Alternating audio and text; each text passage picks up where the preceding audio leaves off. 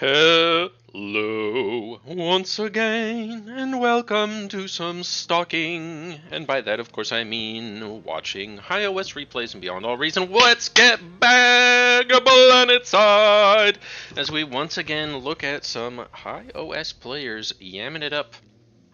I've been looking for a replay on this map because it uses a very interesting map feature that I love. Something that, kind of from StarCraft 2, the concept of a slowing field or a speed up field, right? Very common in these games where you're moving units across terrain. And once we get in here, I'll find the little map corner and I'll tell you about this beautiful tar map. And I'm certain you can already see it. Let's get to the corners here. Let's find the name for our map. Here it is, the Tartar Steppe. Welcome to the tartar sauce map. We're here on it today. Here we go. It kind of shows you, kind of. I don't know where my mouse needs to, why it's like one specific pixel apparently that my mouse needs to be on. Okay, if we just move it around. Tanks move at 75% speed and bots move at 85% speed. Beautiful. Battle started. It just really like changes up the map, right? Because you can kind of try and commit through one of these areas if you've got a run by queued up, but it gives everybody enough time to kind of get to you. So hopefully we'll be able to pull it together. We were watching this one live, but I think I only tuned in for the first few minutes, so we know just about as much about this game as you do right now. I just thought this looked like a really cool one. Once again, getting a little windy on the Beanami channel. Hope you guys are too. Always important to let out your toots and your farts. Oh my Battle god. started. And your burps and your braps. Your boisterous noises, get them out. Don't be uncomfortable. As no units are getting out. We're a minute into the game, and here we see the first couple of ticks starting to stream forward. It's interesting. We've got, at a minute and a half, we've got 6 players making combat units, and now we're really starting to see everybody starting to make ticks and pawns. This pawn push is very serious. Suck Like Vic is about to get decimated. 5 pawns, but the ticks are coming in into Hell's Hound here. This is kind of a lot that's going on so early into the game. Let's see here. Oh my goodness. Hello everybody. Say hi to Miss Epiphany. Wait a second.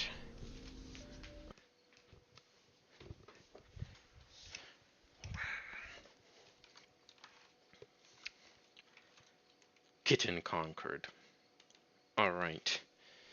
Let's check in here. So, early aggression right now, we've got yellow, I would say way on the up and up. We've even got one of these pawns all the way embedded in Mr. Florio's base here. It's also something to quickly address. The pro clan is pretty legit. I don't know if you've watched any of the high level 1v1s. They are up there as far as the clans are concerned. Can we see total damage done? Damage dealt. So, yeah, red team has done almost double the damage to blue team. I don't think a ton of it's been on eco yet, and some of blue's definitely was, but quite the action-packed early game already. Another wave of ticks. Or this is Rascals encountering ticks, which should be a pretty good matchup for the Rascals. Looks like it was. And now Mr. Hamoud seems to be in trouble with his silly little hovers that he's built. Which I suppose it's a fast attack hovercraft. So it would travel at 100% speed across the tar, because the tar doesn't say hovercraft. I hope. Anyway, that's how the code should work, I think. And we are off to the races. We're starting to contest the middle, as everybody always should be. Good to see, except for poor little Cookie. But it looks like he's going for a champion strategy. He's got some champions that he wants to construct with his Centurions hitting the field. This bottom blue side seems very, very weak after all those early pawns, and here comes the next wave. This is pretty brutal.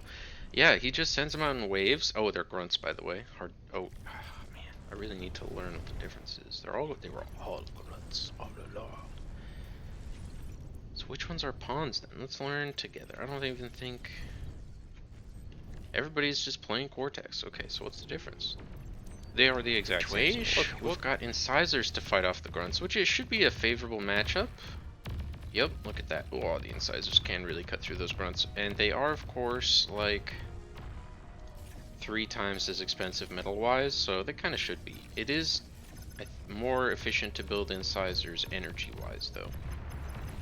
As you can see here, 1,000 energy for an incisor, 120 metal versus 40 metal and 820 energy for a grunt.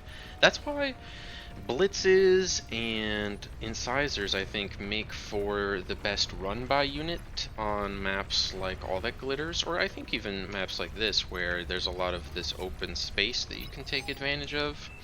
I think tanks are always going to be a much better run-by unit for a map like this, or you can probably get away with some ticks, but that's still harder, right? So Hamoud is in fact holding, which is good for him. I didn't expect it to even be able to hold. As we previously saw in All That Glitters, these hovercraft launchers seem to be a favorite of hovercraft players. So maybe we'll see them being put to better micro this time. Microing back your incisors against the grunts. Still getting pretty decent trades, all in all. It does suck. It looks like... Oh, no. That was 2 incisors for 2 grunts. That was an awful trade. It really surprising, though, right? Like, the grunts just coming out of the tar, the tanks still have to turn around for so long that the grunts get a very decent trade there. Going for a push in. Yellow does have vision, so he's more than ready for the tar play. It's kind of difficult to fully, like,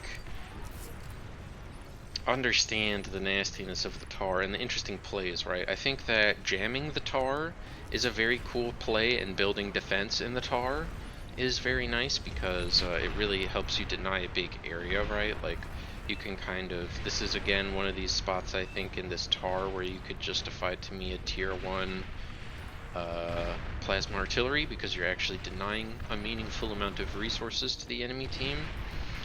Looks like Bartender isn't defending his static maybe quite as much as he should be, but as long as this goes up... Oh, he's not interested. I feel like as Bartender seeing Shrek make that play, you want to go fight and see for yourself, like, oh, do I need to contest? Because yeah, like you could be contesting these as Bartender. You've got 500 energy per second. You could be standing cloaked. There's no radar up here. You could at least try. Oh no, there it is. Yeah, there was probably radar up there all along, or maybe he just built it. I'm not quite sure. Either way, sucks for Bartender, getting pushed around out there. And Claret is kind of doing this thing that I was talking about, just push forward through the tar, get in there. Because, like, nobody really wants to fight. Or, oh god, wow. And Look has just come in with this huge flank attack. Blitzes, baby. Blitzes, 110. They're just, like, literally impossible to catch, and they do so much damage. Once you're through, it gets really hard to hold against these. So now Claret is up in the front, invisible. Slick like Vic, response, suicide. Commander destroyed. Okay. It's right in front of his base, so he's got 2 pounders and some incisors. This seems like a very, very powerful force against Claret's composition here. The pounders are pounding away. Ah, no! Losing 1. If both pounders go down, this gets way, way harder. Poor Vic, poor Vic. Let's see here. How is our tournament winner doing in the middle against Mr. Diddler? It's a crazy battle right now. We're getting a blitz push, a blitz pincer onto these Mausers, which is crazy, of course, because Mausers do horrid numbers versus pawns so close together. Unfortunately, we don't get too much value. I think that was 1 or 2 maces that ended up, or Mausers that ended up dying. And so I would say Hell's Hound is all good, but yeah, this space is now being reclaimed by blue. Something big just blew up. We heard it, but I'm not seeing it.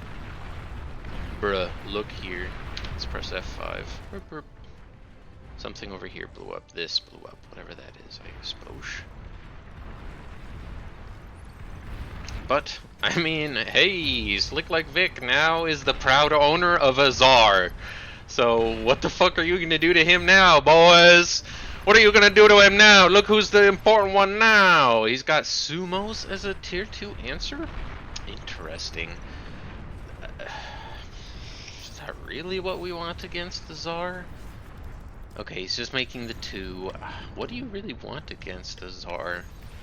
Maybe get a scuttle or 2? No, those are very expensive. I feel like Sheldonians are always reasonable, right? They're just a longer range. Yeah, you've got 200 more range, so you can just Sheldonian ball. Seems reasonable. Where has our commander died? Not there, but that is a run by, once again, trying to have impact, and it is. Mausers are going down. This is doing much better than the blue run by did to... Oh wow, then the commander dies. Hamoud is surviving, by the way. This minimal amount of rocket bots, or rocket hovers, is getting away with it. Has he gone tier 2? He seems to be transitioning tier 2 as we speak. I so hope he goes tier 2 hovercraft. Wait, is that even a thing? Oh my gosh, is there no tier 2 hovercraft? This is so sad. What are we supposed to do without tier 2 hovercraft? Well, I guess we'll just make a... Commander destroyed. A vehicle lab eventually. Sag. We're getting pushed back. The Sheldonians are doing it. Yep. Wow. And he's ground targeting. Oh boy. And the Sumos are on top. This is it. One Banisher ain't enough, King. He's just trying to re-eco a bit. I mean, he still had this battery, right? So I think he probably had to make a little better use of the stuff that he still had. The LLTs are apparently enough to hold back Claret right now. I don't think so, not in the long run. Oh boy. This poor Slick Like Vic. The Czar timing felt powerful, but Claret was already up in his shit. And Claret doesn't have a bot lab anymore. I was gonna say, you know, if you can get in right now and start reclaiming and start building, you're just ridiculously ahead. There's literally like there's tier 2 here to be revived if you wanted it so.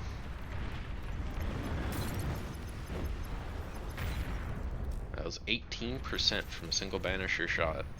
Sumos are tanky. You gotta give them that. Do they come apart? I'm not sure. Oh, savage against the pawns.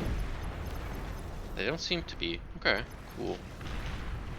Banishers seem like a decent option, but he needed quite a few more.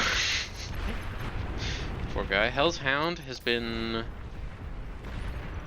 you know, slowly constructing tier 2 units here in the front. It seems like he traded out his Mausers at some point. He made a tier 2 artillery, always smart, huge damage that these things output over time. I mean, yeah, you love to see the tier 2 artillery. You hope at this point that somebody is going like some real eco. I guess no, you don't. No. I feel like we zoom out right now, I look at this and I'm like, man, I sure hope nobody is ecoing really hard. Maybe Orange can get away with it. He's not quite doing it right. He should have at least one of these. These are all, oh, they're microed. Ooh, this is microed really, yeah, that was microed really badly. He just had his nuclear launcher decaying with 1900 metal in his bank. You hate to see it. The Quakers are spooked. I love the Quaker design, man. I just, oh, this thing is so fucking pretty. Just, it's like it really is just a Terran tank, And when they stop and deploy, I don't know if they get better when they're deployed like that, but it seems like they don't really need any time to transition in between movement states. So pretty. Alright, let's stop enjoying how beautiful this game is. Get back to it. Alright, let's slow things down a little bit. Let's have a look at the numbers. Metal per second is going crazy right then, but it seems to be a pretty solid, like 20 to 40% that red is actually ahead here without reclaim happening, which it always is in high level games. But that's terrifying. That's terrifying. Energy is pretty equal. The total metal produced is only slightly in red's favor now. So I guess the total lead isn't actually that great, right? 1 and 2% metal and energy produced in total shows that it's pretty equal. And the damage is also surprisingly close. But yeah, actually this is about to explode in red's favor though, as we are on half speed witnessing the death of baby Elvis. After Slick Like Vic just kind of fucking rage quit. Even though, you know, you could, it's like very possible for you to build a new lab right now. It's very possible for you to just try to assist a little bit, but yeah, now these guys are out too. And Claret, I feel like it was a very simple strategy. Bro just made a couple packs of units, a couple packs of wind. I mean, way too much conversion power, clearly, but doesn't matter in the end. The units just had way too much impact, and that's what those early units can really let you get away with, especially when you go for the grunts or the pawns instead of, or blitzes. Though that sort of circuit of units, fast, decent damage, but not crazy. It's beautiful how much you can get away with just those little 5 packs. As we saw from Claret. I think that Slick Like Vic probably after the first one should have been a little bit more prepared for the next one. But yeah, look at these flamers in the back here, showing them what's what. They're upgrading quickly. This fiend is upgrading fast. He's almost got double health, 32% quicker firing speed. He's flaming like nobody's flamed before. Whoosh, whoosh, whoosh, whoosh. Look at him go. Burn it all down. The sumos come in for a little support. I mean, oh gosh. Dark Blue also left. JTL tried to take over. Dang. Well, this game is pretty over. And that's just... That's kind of the terrifying thing about these Rotato lobbies. Where... on Glitters because you're stacked up, and on Isthmus because you're on islands, right? I think this is why these maps are so popular. Because you're stacked up, because you're not so directly just 1v1ing, right? It's kind of interesting when you look at this map, when you think about it, and the flow of it. This is just a bunch, this is 8 1v1s, basically, that are occurring. And you can kind of play chutes and ladders to go and play in other people's lanes, right? And the problem, like we see with these sorts of 8v8 maps, is if the game doesn't get going, if you can't hold against an early push or two, your lane dies, and then the attack just goes in the back here, and nobody's ever ready for it. Like, if you're... maybe right in this high OS of a lobby you would have expected people to be looking over at their guy a little bit more. Maybe Slick Like Vic could have communicated a little bit better. Let's have a look here.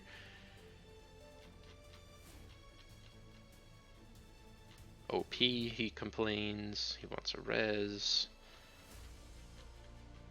So yeah, it's like not much said by Slick Like Vic that he needed help, and that's something important to do in this game, right? Like, if there's an air player on your team, they're not always looking at the minimap, they're not always zoomed out enough, so if you see the air, you need to ping it, you need to let people know, and you can't be, like, angry that the air comes and flies over your head, and you haven't pinged it, and your air isn't coming, right? Like, I get it, oh, it's their one job, but you really got to help your team in this game. It's an 8v8. So we saw this light blue player come in with some pawns and help defend previously.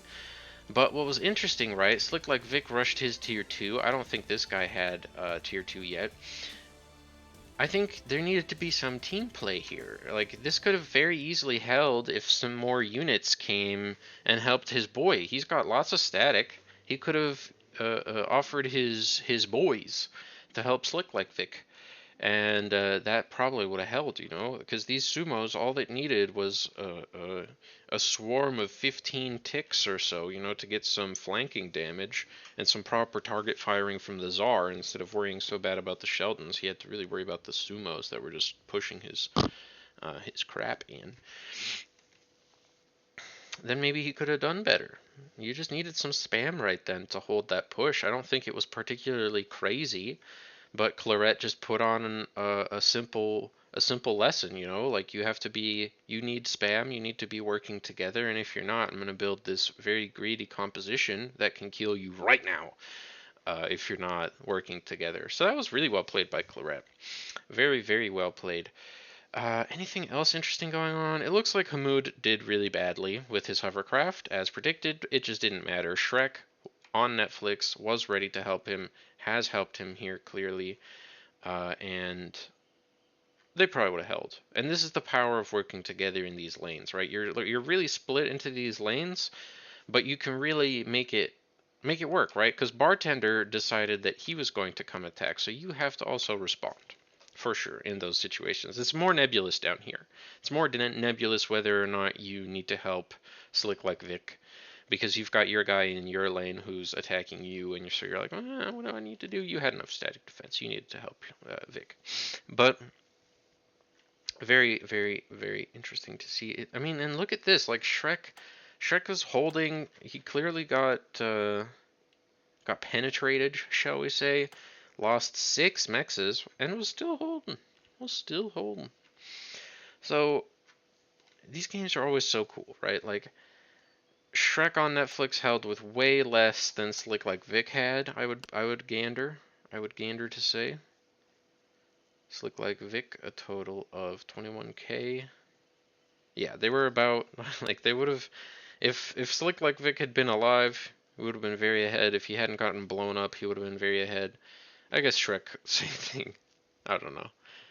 Maybe not such a salient point. Yeah, and I think the final point, it's incredible how even these high OS lobbies, especially with this sort of a map design, can still fall apart so easily with just one person losing. So watch out for these high OS lobbies. They're intense as fuck.